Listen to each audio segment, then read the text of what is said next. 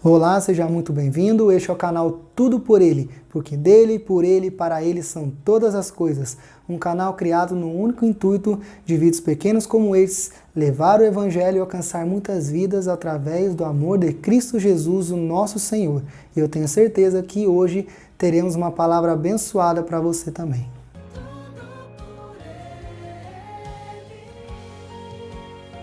Você já parou e pensou a respeito do momento em que Jesus, pregado na cruz, clama ao Pai dizendo: Deus meu, por que me abandonaste? Como pode Deus Pai ter abandonado seu Filho Jesus? Ou como pode Jesus, naquele momento, ciente de tudo o que ele iria passar, reclamar a Deus? Quando Jesus clama desta maneira, faz-se cumprir o salmo messiânico, salmo de número 22, onde o salmista começa o seu texto da mesma maneira: Deus meu, por que me desamparaste? O termo hebraico original cabido onde lemos desamparar-se significa exatamente abandono ou desamparo. Mas Deus, Pai, jamais abandonou o filho que por sua vez sentiu a angústia da separação, do abandono mediante tamanha dor e aflição ao cumprir o propósito da cruz. Jesus, enquanto trino divino, Deus Filho, jamais havia se separado do amor e da comunhão de Deus Pai e Espírito, e quando se fez homem, mesmo divino, se fez humano e sentiu na pele as nossas necessidades e as nossas dores, mas ainda assim mantinha uma relação constante com o Pai. Ele veio para o que era seu e os seus não o receberam. Ele estava no mundo, o mundo foi criado por ele, mas o mundo não o conheceu.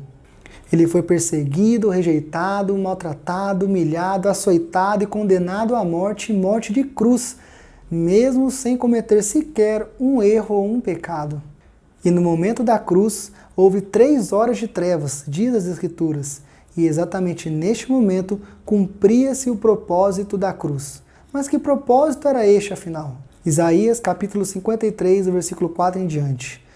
Verdadeiramente ele tomou sobre si as nossas enfermidades e as nossas dores levou sobre si. Contudo, nós o consideramos castigado e oprimido por Deus. Mas ele foi traspassado pelas nossas transgressões e foi moído, esmagado pelas nossas iniquidades. O castigo que nos trouxe a paz estava sobre ele e pelas suas feridas fomos sarados. E o Senhor fez cair sobre ele a iniquidade de todos nós. A dor de Jesus não era somente a física, que de uma maneira desumana o fizeram sofrer, mas era a dor que o pecado gera na vida do homem. Justo ele, o Verbo que se fez carne, que estava com Deus desde o princípio, que era Deus, que era santo, que era puro, jamais havia pecado, mas naquele momento recebia sobre si todas as nossas iniquidades. O castigo que hoje nos traz a paz estava todo sobre ele. As feridas que eram para estar em nossos corpos estava sobre ele e por elas fomos sarados. E sobre ele estava todo o pecado da humanidade, passada, presente e futura. E por isso houve trevas. Deus não tem comunhão com o pecado, mas naquele momento sobre Jesus estava todo o pecado, inclusive o meu e o seu.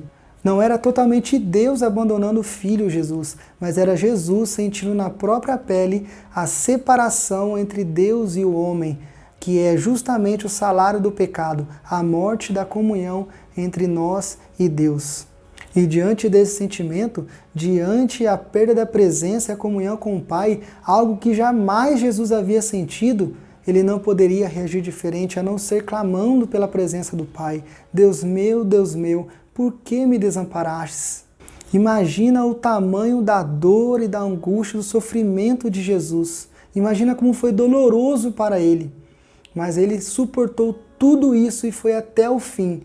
E foi por amor à minha e por amor à sua vida. Ao consumar o propósito da cruz, Jesus traz à humanidade a justificação e a redenção e com o rasgar do véu nos deu livre acesso ao Pai Celestial. Romanos capítulo 8, versículo 1. Portanto, agora nenhuma condenação há para os que estão em Cristo Jesus e que não andam segundo a carne, mas segundo o Espírito. Por ele somos justificados e nele temos a garantia da salvação. Por quê? Porque Deus amou o mundo de tal maneira que deu seu único Filho para que todo aquele que nele crê em Jesus, não morra, mas tenha a vida eterna. Por isso, por ele e para ele são todas as coisas. Por isso a ele toda a honra, toda a glória e todo louvor para todos sempre. Por isso é tudo por ele. Deus te abençoe.